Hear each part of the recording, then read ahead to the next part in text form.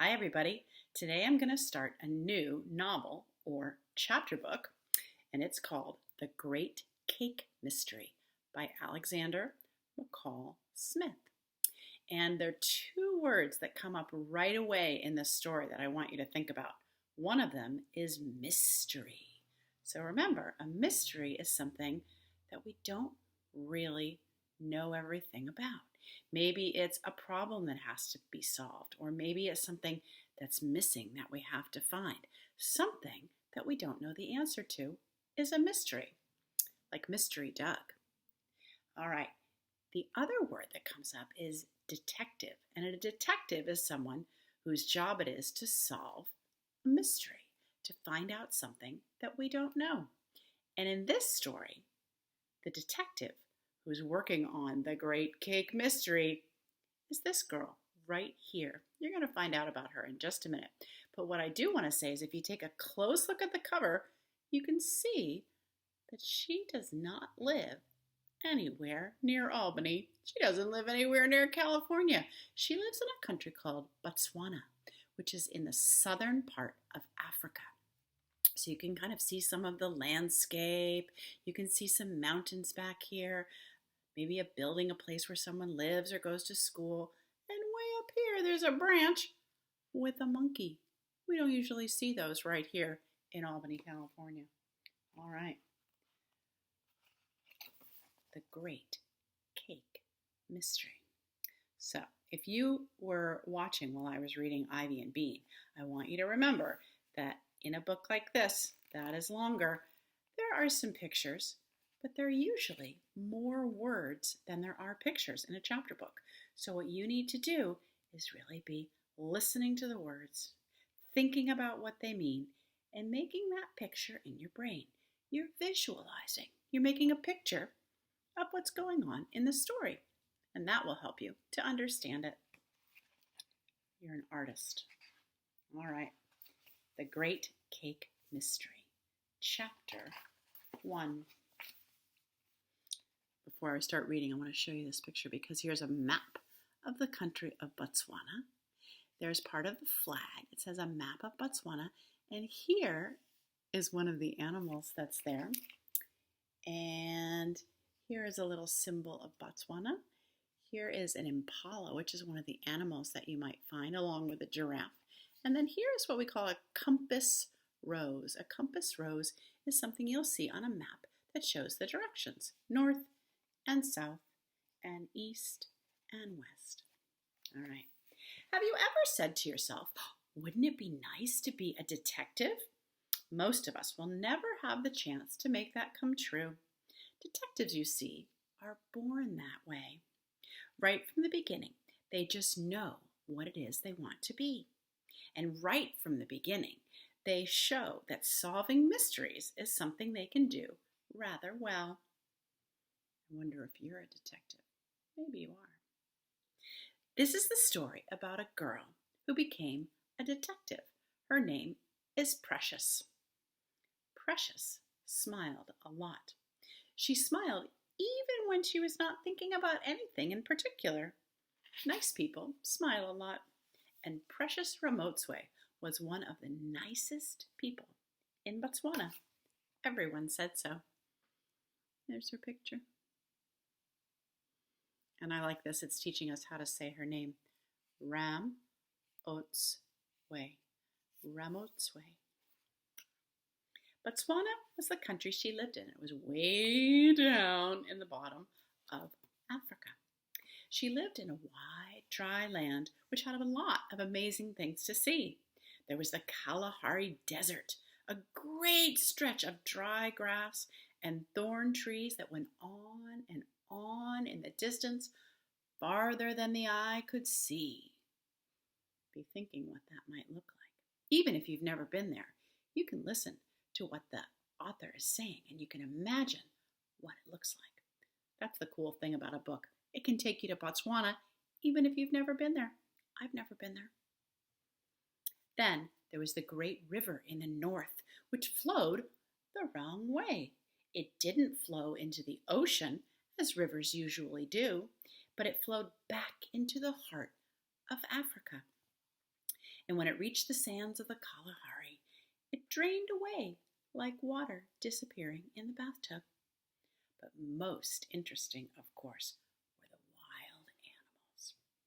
There were many of these in Botswana: giraffes, lions, elephant, impala, leopards, monkeys. The list goes on. Precious had not seen all of these animals, but she had heard about most of them. Her father, a kind man whose name was Obed, often spoke about them, and she loved the tales he told. "Tell me about the time you were nearly eaten by a lion," she would ask, and Obed, who had told her that story perhaps 100 times before, would tell it to her again, and it was every bit as exciting each time he told it. "I was a young man," he began. "How young?" asked Precious. "About 18, I think," he said. "I went up north to see my uncle, who lived way out in the country, or, as we call it in Africa, the bush." "Did anyone else live there?" asked Precious. She was always asking questions, which is a good sign if you want to be a good detective. Do you like to ask questions? Many people who ask lots of questions might become detectives, because that's what detectives do. They ask a lot of questions. "It was a very small village," Obed said. "It was really just a few huts and a fenced place where they kept the cattle. They had this fence, you see, which protected the cattle from lions at night." I'm going to stop here because I'm going to tell you something that I know a little bit about. A few years ago, I got the chance to go to Kenya, which is another country in Africa, but much further north than Botswana. But still, it had a similar thing. Cattle, or cows, were something that were really important to people in villages in the bush. And to keep those cattle or those cows safe, they would build these very strong, round fences all around their village. And the lions could be out here. And in the middle of the big fence, the houses were on the edge, and in the middle were the cows. So the cows kind of lived right in everybody's front yard, right in front of their house, so that they could be protected from the lions on the outside. Because I think a lion would really like to eat a cow. But the village people all took care of the cows because that was how they got food and milk and things that they needed from the cow. This fence had to be quite strong. A few strands of wire cannot keep out a lion. That is hopeless when it comes to lions. Lions would just knock down such a small fence with a single blow of their paw. A proper lion fence had to be made of strong poles from the trunks of trees. So there I was, Obed said. I'd gone to spend a few days with my uncle and his family. They were good to me, and I liked my cousins. There were 6 of them, 4 boys and 2 girls, and we had many adventures together. I slept in one of the huts with 3 of the boys. We did not have beds in those days. We had sleeping mats made out of reeds.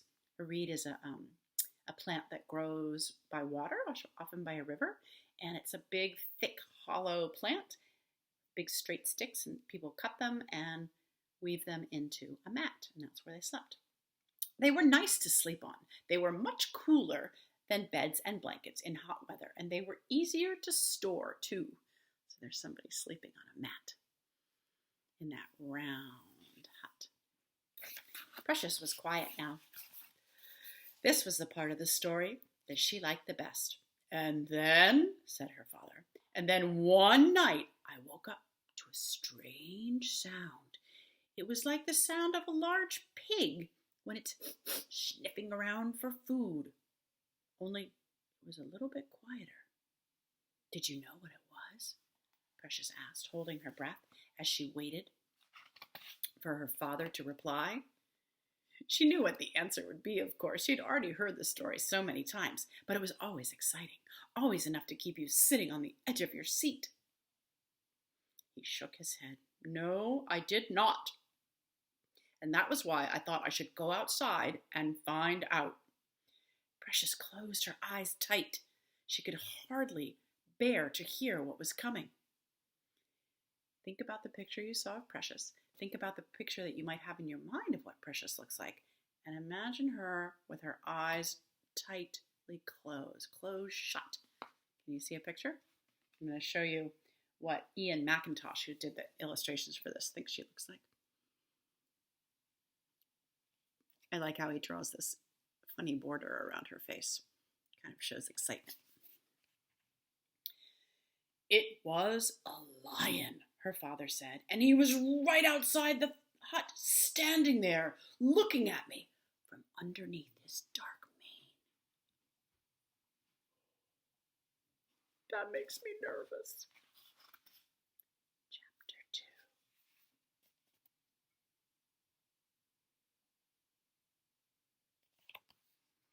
Precious opened her shut eyes cautiously, one at a time, just in case the lion was in their room. But there was just her father telling his story. How did the lion get in? Precious asked. How did he get past the big, strong fence? Obed shook his head. Somebody had not closed the gate properly, he said. It was carelessness. What would you do if you found yourself face to face with a big lion? Perhaps you would just close your eyes and hope that you were dreaming. That was what Obed did when he saw the terrifying lion staring straight at him. Oh, maybe this is what it felt like to have that giant lion staring right at him. That would be very scary. But when he opened his eyes again, the lion was still there, and worse, it was beginning to open its great big mouth. Think about the picture in your brain right now. Do you see a lion staring at you with its mouth open? Precious caught her breath. Did you see his teeth? Obed nodded. The moonlight was very bright that night, he said. His big teeth were white and sharp. Precious shuddered and listened intently as her father explained what happened next. Obed turned his head very slowly. He knew he could not get back into the hut. It would take him too close to the beast. But just a few steps away were the family's grain bins, where they would keep things like wheat or rice or whatever they had to store. They were like garden pots, but much bigger. Oh, these were used for storing corn. Okay, that's what they kept in there, was corn. They were made out of pressed mud, baked hard by the hot sun, and they were very strong. I ran, her father said, not back to the hut, but to the nearest grain bin. I pushed the cover back and I jumped in, bringing the lid back down on top of my head. I was safe, or so I thought. Precious breathed with relief. There was very little grain left in that bin. The grain is just the corn. But there was plenty of room for me to crouch down. Were there spiders? Asked Precious with a shudder. Oh, there are always spiders in grain bins, said Obed, but it was not the spiders that I was worried about. I think the lion would be worse than the spiders. It was... Obed finished her sentence for her. Yes, it was the lion. I could hear him outside, scratching and snuffling at the lid. I knew it was only a matter of time before he pushed the lid off with one of his great big paws, and I knew I had to do something. So I took a handful of the dry husks of corn, and then pushing up the lid a tiny bit, I tossed the dried husks of the corn right into the face of the lion. Whoosh! Precious looked at her father, wide-eyed. And what did the lion do? She asked. Obed smiled. He breathed in the dust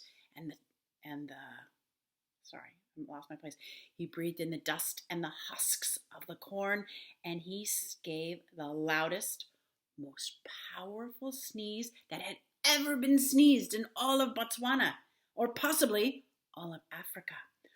Ka-chow! Isn't that funny? Do we say ka-chow when someone sneezes? Usually in English, we say achoo, but they're saying ka-chow, which also kind of sounds like a sneeze. It was a very great sneeze, Obed said. It was a sneeze that was heard for miles away, and it was certainly heard by everyone in the village. In every hut, people awoke, rubbing their eyes, and they rose from their great sleeping mats. "A great lion has sneezed," said the people.